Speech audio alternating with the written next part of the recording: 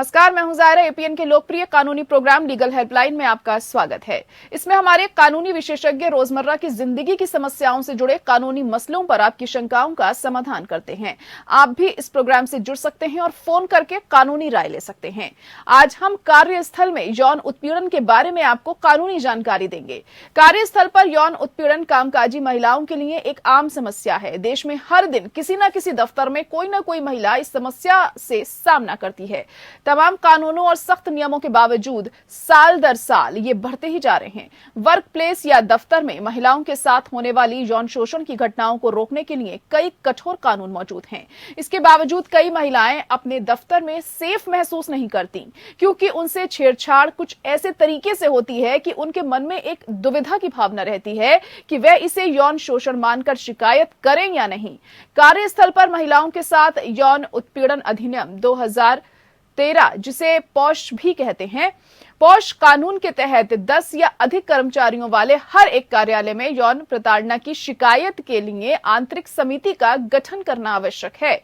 ये समितियां शिकायतों का निपटारा करती हैं और लिखित माफी से लेकर नौकरी से निकाले जाने तक की कार्रवाई की सिफारिश करती हैं, जो पुलिस के पास आपराधिक शिकायत दर्ज करने के मुकाबले एक विकल्प प्रदान करता है। इस कानून के और भी कई प्रावधान हैं जो कामकाजी महिलाओं को कार्यस्थल में सुरक्षा प्रदान करते हैं। आज हम इसी विषय पर आपको जानकारी देंगे। फिलहाल हमने आपको बुनियादी जानकारी दी है। कार्यस्थल में कामकाजी महिलाओं के उत्पीड़न से जुड़े तमाम पहलुओं पर विस्तार से जानकारी देंगे हमारी आज के कानूनी विशेषज्ञ अधिवक्ता बबीता झा जी। बबीता जी आपको पॉश से जुड़े तमाम नियम और कानून की जानकारी देंगी। अगर आपका इस मसले से जुड़ा कोई सवाल है तो आप हमें फोन कर सकते हैं, कॉल कर सकते हैं। हमारा फोन नंबर आपके टीवी स्क्रीन पर लगातार फ्लैश हो रहा है, जो कि है 0120-612-7937। इसके अलावा आप 0120-612-7938 भी डायल कर सकते हैं। और बबीता झा जी हमारी अधिवक्ता जुड़ चुकी हैं इस वक्त। बबीता जी, बहुत स्वागत है आपका। और सबसे पहले आपसे जानना चाहेंगे कि कार्यस्थल पर कामकाजी महिलाओं के साथ यौन शोषण की परिभाषा क्या है? किन व्यवहारों को यौन शोषण के दायरे में लाया जा सकता है और या फिर कहा जा सकता है? यौन शोषण या सेक्सुअल सेक्सुअल रिलेशन या फ्रेंडशिप से अलग होता है जी। इसमें जो मेन चीज डिफरेंसेस होता है कि वो कॉन्सेंट का होता है। इसलिए जो लॉ में इसलिए वर्ड यूज किया गया है, वो यूज किया गया है अनवेलकम बिहेवियर और एक्ट। कोई भी ऐसा एक्ट जो जिसका वेलकम नहीं किया जाए। अगर फ्रेंडशिप है, कोई रिलेशनशिप है, ये दोनों साइड से होना चाहिए। लेकिन अगर कोई ऐसा एम्प्लॉयर या एम्प्लॉय कोई भी है, अगर इस टाइप से कोई भी एक्ट, कोई भी ये एक्सप्लिसिट भी हो सकता है और इम्प्लाइड भी हो सकता है, यानी कि अभिव्यक्त प्रत्यक्ष या अप्रत्यक्ष रूप से किसी साइन के रूप में, संकेत के रूप में, किसी इशारे के रूप में भी हो सकता है, या बोल के किया गया, कुछ शो करके किया गया, ऐसा भी हो सकता है। तो कोई भी ऐसा प्रत्यक्ष या अप्रत्यक्ष एक्ट, इशारे, व्यवहार, कुछ भी जिसका दूसरी पार्टी यानी कि महिला स्वागत नहीं करती है। जैसे इसमें पहले जो विशाखा गाइडलाइन था सुप्रीम कोर्ट के अनुसार, उससे 2013 की जो डेफिनेशन है इसको थोड़ा और वाइड कर दिया गया है। तो इस टाइप के बिहेवियर में वो सभी आ जाएंगे जिसमें कि बोल के, इशारे से करने वाले जितने भी एक्ट, इसमें एक्ट को डिफाइन नहीं किया गया है, केवल इंटेंशन को डिफाइन किया गया है। जी जी। यानी कि कोई भी इंसान अगर किसी, जिसका मेन रूप से हम इतने कैटेगरी में रख सकते हैं, महिला के किसी टच करना बॉडली, या अपने किसी पार्ट को टच करना, या कोई ऐसा ऑब्जेक्ट से शो करना, कोई पोर्नोग्राफ, SMS या MMS या वीडियो वगैरह कुछ भी रूप में उसे कुछ भी ऐसा ऑब्सीन चीज दिखाना जिसे महिला पसंद नहीं करती है, तो वो हैरासमेंट में आ जाएगा। जी जी। हाँ, अगर उसे ऑब्जेक्शन नहीं है फिर ये हैरासमेंट नहीं होगा। जी जी। तो जब यौन शोषण या प्रताड़ना होती है किसी महिला की ऑफिस में या वर्क प्लेस में, तो कहाँ पर शिकायत की जा सकती है? इसको लेकर क्या कुछ कहा गया है कानून में कि कहाँ पर आप अपनी शिकायत लेकर जा सकते हैं? कि पहले जो हमारे पास था IPC और कोर्ट और पुलिस का ही साधन था, लेकिन इस एक्ट के बनने के बाद हमारे पास, जैसा आपने कहा है कि विकल्प दे दिया गया, विकल्प भी अंतिम विकल्प के रूप में नहीं है। अगर आप स्टार्टिंग में ऑप्शन है महिला के पास, जो भी इसे विक्टिम है उस महिला के पास ये ऑप्शन है कि वो अगर यूज करना चाहे तो कर सकती है, लेकिन एम्प्लॉयर के पास ऑप्शन नहीं है। एम्प्लॉयर के पास इसलिए ऑप्शन नहीं है कि लॉ उसको कंपल्सरी बनाता है कि अगर किसी भी ऐसे इंस्टीट्यूट, वो सरकारी हो, गैर सरकारी हो, किसी टाइप का इंस्टीट्यूट हो जहाँ 10 या 10 से अधिक महिला काम करती हो, लोग काम करते हैं, सॉरी, 10 या 10 से अधिक लोग काम करते हैं, वहाँ एक इंटरनल कमेटी बनाना जरूरी है, जिसको शॉर्ट में ICC इंटरनल कमेटी बोलते हैं। तो उसको इन्वेस्टिगेशन नहीं करती है, इंक्वायरी कर सकती है ये कमेटी। तो जब इसके पास महिला चाहे, जब उसके पास कोई ऐसा शिकायत होता है तो स्वयं महिला या कमेटी जो चाहे वो खुद भी कर सकती है, या अगर महिला की डेथ हो गई है किसी रीजन से वो अवेलेबल नहीं है तो उसका कोई लीगल एयर भी कर सकता है। ऐसे कोई तो ये कमेटी ऑफिस की तरफ से ही बनाई जाती है या बाहर से कोई बॉडी इसे गठित करती है? नहीं, ऑफिस की तरफ से भी बनती है, लेकिन उसमें उसका हेड ये कंपल्सरी है कि हेड महिला होनी चाहिए, और एक इसमें एम्प्लॉय जो महिला अधिकार के लिए काम करने वाली कोई बाहर से होनी चाहिए। ये स्त्री पुरुष दोनों हो सकते हैं।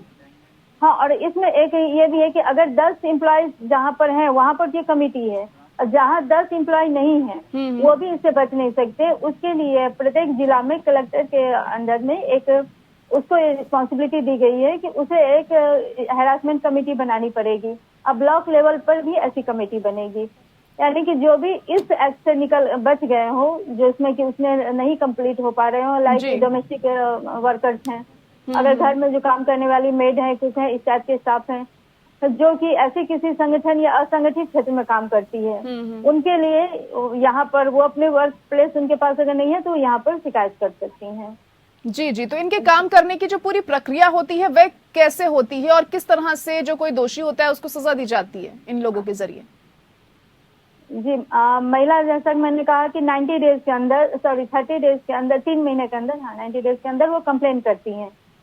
अगर उनके कंप्लेन पर अगर महिला चाहे तो वो कंपल्सरी नहीं है, वो कमेटी जो ICC वो उनको कहती है कि आप चाहो तो, अगर महिला रिक्वेस्ट करती है तो दोनों के बीच रिकॉन्सिलिएशन करवाया जाता है, यानी कि अगर मेल मिलाप से हो जाए, माफी मांग ले, खत्म हो जाए तो फिर केस खत्म हो सकता है, अदरवाइज इस पर एक्शन लिया जाता है, जो कि, और ये एक्शन होगा सर्विस रूल के अनुसार। हर कंपनी की अपनी सर्विस रूल होती है, कंपनी या जो भी ऑर्गेनाइजेशन है उनकी, उस सर्विस रूल में उनको इसको डिफाइन करना जरूरी है कि वो इस टाइप की कमेटी बनाएंगे। उस कमेटी में वर्क प्लेस पर हैरासमेंट किया जाता है, किसी महिला के साथ होता है, तो उसके अंदर क्या क्या पनिशमेंट देंगे ये वहाँ पर वो इसके लिए मेंशन करते हैं अपने सर्विस बुक में, सर्विस रूल में। तो फर्स्ट लेवल पे वो सर्विस रूल के हिसाब से उसको करते हैं, पनिश करते हैं। पनिशमेंट में हो सकता है जैसे एक्ट है और जो दोनों की सेटिस्फैक्शन है और उस कमेटी की सेटिस्फैक्शन है, उसके अनुसार इसमें आपको एक वार्निंग देना, चेतावनी देके छोड़ देना, माफी मांगना से लेकर, जैसा आपने बताया भी, हाँ, उसको डिसमिस करना, डिमोट करना, कई बार बर्खास्त भी कर दिया जाता है, और प्लस उसके सैलरी से डिडक्शन भी हो सकता है। जी। डिडक्शन के लिए भी 5 क्राइटेरिया दिए गए हैं कि कंडीशन क्या है महिला की, जो हैरासमेंट करने वाला जो रिस्पोंडेंट है उसकी कंडीशन क्या है, उसकी फाइनेंशियल कंडीशन क्या है, रिक्वायरमेंट क्या है, क्या कोई मेडिकल रिक्वायरमेंट भी हो रही है, इसके कारण इस 5 अलग अलग क्राइटेरिया उसके पर डिपेंड करता है डिडक्शन क्या हो। लेकिन अगर यहाँ भी नहीं हो पाता है सेटल, या महिला संतुष्ट नहीं होती है, या ये चाहे महिला चाहे तो उसको अपील कर सकती है कोर्ट में। तो इसके पहले इसको भी एक लीगल बनाया गया है, लीगल पावर दी गई है इस कमेटी को भी। इसको जो सिविल कोर्ट है उसको जो एविडेंस की जो पावर दिया जाता है, वो पावर इसको भी एक सीमित रूप से दी गई है, यानी कि चाहे तो ये सम्मन कर सकता है, नोटिस भेज सकता है, जैसे कोर्ट भेजती है कि उस रिस्पोंडेंट को बुलाने के लिए, अगर कोई डॉक्यूमेंट्स है, कोई प्रूफ है तो उसको देने के लिए। तो जी। इस यहाँ तक तो कोर्ट की तरह काम करेगा, लेकिन कोर्ट की तरह जेल नहीं भेज सकता है। उसके लिए फिर कोर्ट में जाना पड़ेगा, बाकी और पुलिस के जाना तो ऑप्शन है ही महिला के पास। अगर इसके होने से ये नहीं है कि वो ऑप्शन अवेलेबल नहीं है, जी जी वो चाहे तो उसका भी यूज कर सकती है। जी जी बबीता जी, सेक्सुअल हेरेसमेंट के केस में अगर महिला कर्मचारी और आरोपित दोनों ही कई साल पहले कंपनी छोड़ चुके हैं, तो क्या उसी कंपनी में शिकायत दर्ज कराई जा सकती है? जो शिकायत दर्ज कराने के लिए एक लिमिटेशन दिया गया है, जिसे 3 महीना का लिमिटेशन है कि 3 मंथ के अंदर अगर इसमें शिकायत दर्ज करा दिया जाता है तो वो तो लीगल टाइम फ्रेम है।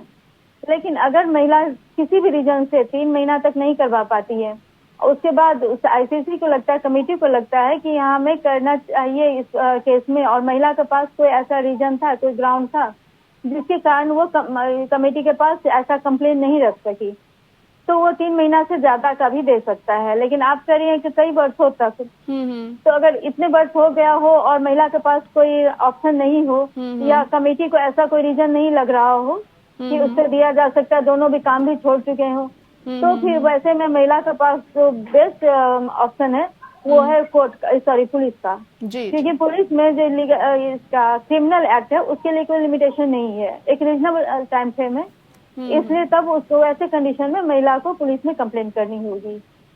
जी जी, तो अगर कोई और पीड़ित की तरफ से शिकायत दर्ज करवाना चाहता हो तो क्या वो दर्ज करवा सकता है? इस पर कार्रवाई होगी क्या? जी बिल्कुल होगी, ये ऑप्शन दिया गया है। एक्चुअली इस टाइप के क्राइम का जो ऑफेंस का जो भी नेचर है ना, वो तो दूसरे ऑफेंस से थोड़ा सा डिफरेंट है। इसमें कई चीजें होती हैं जो कि महिला जो इस चीज को बोलने से, कंप्लेंट करने से डरती हैं।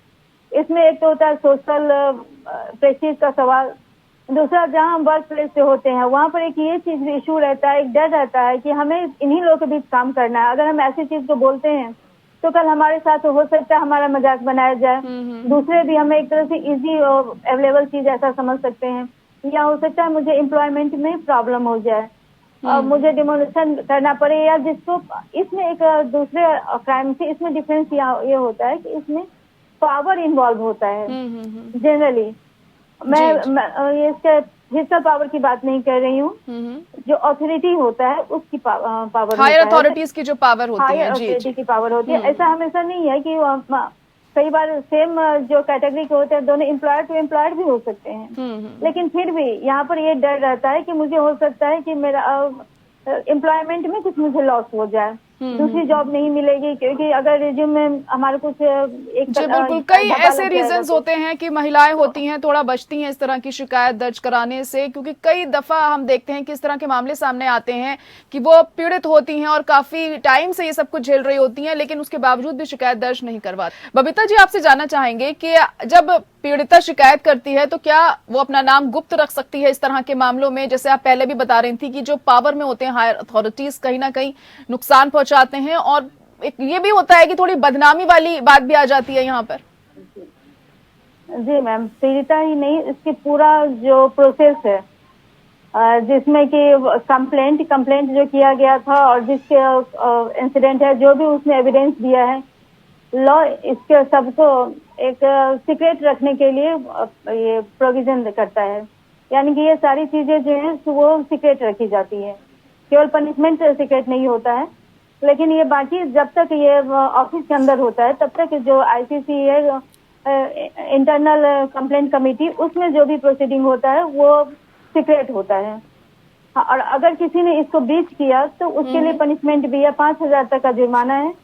अगर रिपीटेड होता है ऑफेंस या ज्यादा होता है तो उसके लिए आगे ऑप्शन इसको बढ़ाया जा सकता है, लेकिन इसके लिए पनिशमेंट होगा। तो अगर पीड़िता चाहे, या अगर वो ऐसा कोई एक्सप्रेसली नहीं कहती है कि मुझे मेरा नाम सीक्रेट रखो, फिर भी इसे ओपन नहीं किया जा सकता, उसके बावजूद भी नहीं जाहिर किया जाता है नाम, अगर शिकायत करती है कोई पीड़िता। तो मीडिया में भी क्या पीड़िता जा सकती है शिकायत लेकर? जी, ऐसा आजकल प्रैक्टिकली कई बार हो रहा है, लेकिन ये आईपीसी और सीआरपीसी में भी मना है, क्योंकि ये सोशल स्टिग्मा से जुड़ा हुआ है, और कई बार होता है कि उनको शायद ऐसा खतरा भी हो सकता है जान को, इसलिए उसको कई तरह से प्रेशराइज किया जा सकता है कि लॉ ने इसको मना किया हुआ है, और इवन की कोर्ट में इस पर हियरिंग भी हुई थी कि ये लॉ को तोड़ना है, अगर दूसरे कोई करते हैं तो इसको प्रोविजन है, इसके लिए पनिशमेंट भी है। लेकिन अगर पीड़िता खुद करती है तो क्या होगा? जी, तो इसके लिए हालांकि कोई क्लियर डिसीजन नहीं आया है अभी तक, लेकिन हाँ ये लॉ का ब्रीच है। ये इस सेक्शन में भी जो पोस्ट एक्ट है उसमें भी हमारे आईपीसी और सीआरपीसी में भी इस टाइप के जो भी प्रोसीडिंग होते हैं इनका ट्रायल जो है इन कैमरा करने का प्रोविजन है, इसलिए ये सीक्रेटली होना चाहिए। बबीता जी, शिकायत दर्ज करने के बाद जो कार्रवाई की जाती है उसकी पूरी क्या प्रक्रिया होती है, क्या होता है इसमें? जी, प्रक्रिया का फर्स्ट स्टेप जो भी अगर पीड़िता चाहे तो काउंसिलेशन की प्रोसीडिंग होगी। नेक्स्ट स्टेप में ये है कि दोनों को नोटिस भेजा जाएगा और दोनों को अपने अपने एविडेंसेस देने के लिए कहा जाएगा। लेकिन एविडेंस के जो प्रोसीडिंग है वो आईपीसी एंड कोर्ट के प्रोसीडिंग से यहाँ थोड़ा सा डिफरेंस होता है दोनों में।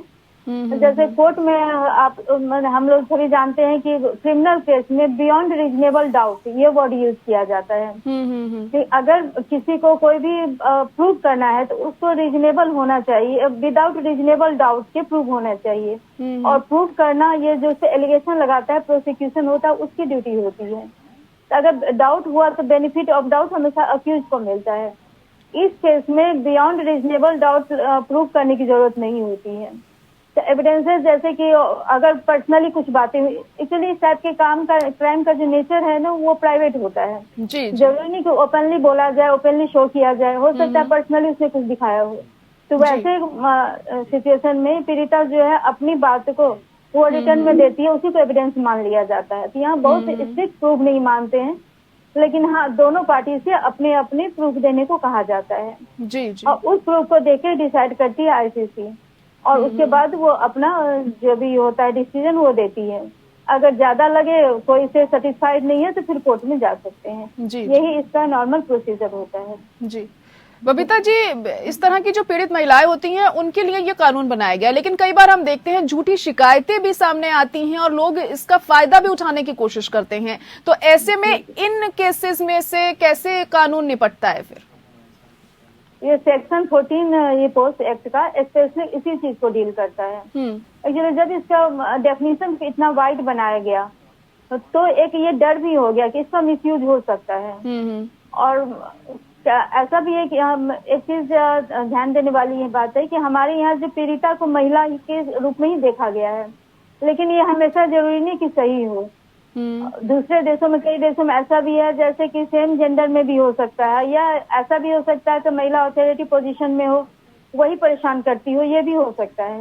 लेकिन हमारे यहाँ जिस टाइप से रखा गया है, भले ही पोस्ट एक्ट हो या और सीआरपीसी आईपीसी का रेप सेक्शन हो उससे जुड़े हुए, या 354 जिसे सेक्सुअल हैरेसमेंट के लिए आईपीसी का जो सेक्शन है, सब में पीड़िता के लिए महिला वर्ड यूज किया गया है। और तो यहाँ पर एक चीज ये डर था कि इसका मिसयूज हो सकता है, लेकिन इसके लिए सेक्शन 14 स्पेशली इनैक्ट किया गया है। यहाँ पर पीड़िता को इसके लिए जुर्माना देने का किया जा सकता है अगर लगता है कि वो उसने जो शिकायत किया है वो झूठी है। लेकिन इस पर भी काफी विचार विमर्श हुआ था जब ये लॉ बनाया जा रहा था पार्लियामेंट में तब। तो वहाँ पर ये कहा गया, महिला ग्रुप जो थे उनके तरफ से कहा गया कि ये शिकायत करने से महिलाएं डरेंगी, जबकि पुरुष ग्रुप का कहना था कि इसको और भी स्ट्रिक्ट किया जाना चाहिए। तो लॉ इसके बीच के लिए है कि महिला को जेल नहीं भेजता है और जुर्माना देता है, लेकिन जुर्माना इस बात के लिए नहीं देगा कि वो प्रूव नहीं कर सकी है। और यहाँ पर फिर डिफेंस बताना चाहूंगी, जैसे कि हमारे क्रिमिनल सिस्टम में होता है आपने प्रूव नहीं किया तो वो बच गया। मैंने जैसा पहले कहा कि आपको बियॉन्ड रीजनेबल डाउट प्रूव नहीं करना है। जी। अगर किसी भी रीजन से प्रूव नहीं हो पाया तो इसका प्रूव नहीं होने का मतलब ये नहीं कि शिकायत झूठी है। प्रूव नहीं होने का मतलब हो सकता है आप कंप्लेन है, किसी भी रीजन से प्रूव नहीं हो पाया तो उस केस में उसको जुर्माना नहीं देना पड़ेगा महिला को। लेकिन अगर ये लगता है कि हाँ बिल्कुल बेसलेस एलिगेशन है, हैरास करने के लिए, किसी पुरुष को हैरास करने के लिए दिया गया है, तो फिर उसको जुर्माना लगाया जा सकता है सेक्शन 14 के अंदर। जी जी। बबीता जी, कई बार केसेस में हम देखते हैं कि बातचीत के जरिए ही आपत्तिजनक शब्द कह दिए जाते हैं, तो ऐसे में अगर सबूत हमें देना है इस तरह के मामलों में तो कैसे सबूत दिया जाएगा? कैसे साबित होगा कि यौन शोषण हुआ है अगर बातचीत के जरिए किसी महिला को प्रताड़ित या उसका यौन शोषण किया गया है? तो जी, ऐसे में उस महिला से सारी बातचीत का पूरा ब्यौरा डिटेल में रिटर्न में देना होगा। अगर महिला लिखित में दे रही है सारी जो भी ब्यौरा हुआ था, जो भी बातचीत हुई थी, उसके एविडेंस मान लिया जाएगा। क्योंकि जैसा मैंने पहले भी कहा था, ये नेचर ऐसा है कि इस टाइप के क्राइम बहुत जनरली पब्लिकली नहीं किया जाता है। तो हो सकता है पर्सनली बोला गया हो, फोन के थ्रू या आमने सामने, इसमें रिटर्न को ही प्रूफ मान लिया जाता है, एविडेंस मान लिया जाता है। जी जी, तो क्या ये जरूरी है कि जिस कार्यस्थल पर महिला का उत्पीड़न हुआ है वह वहां नौकरी ही करती हो? क्योंकि कई बार लोग दूसरे ऑफिस में जाते हैं तो उनके साथ भी कई बार इस तरह का व्यवहार किया जाता है।